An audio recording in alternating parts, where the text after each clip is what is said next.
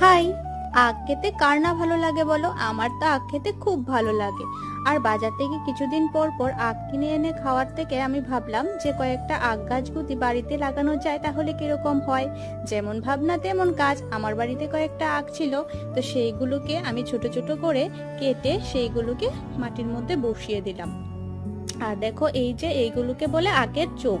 তোমরা কিন্তু এই চোখ দেখে কিন্তু লাগানোর চেষ্টা করবে, আর চোখগুলোকে কিন্তু উপর দিকে রাখার চেষ্টা করবে। এইগুলো যদি মাটির নিচে চলে যায় তাহলে কিন্তু গাছ উঠবে না। এইগুলো মাটির উপর দিকে রাখার চেষ্টা করবে চোখগুলো, তাহলে দেখবে খুব সুন্দরভাবে তোমাদের চারা উঠে যাচ্ছে।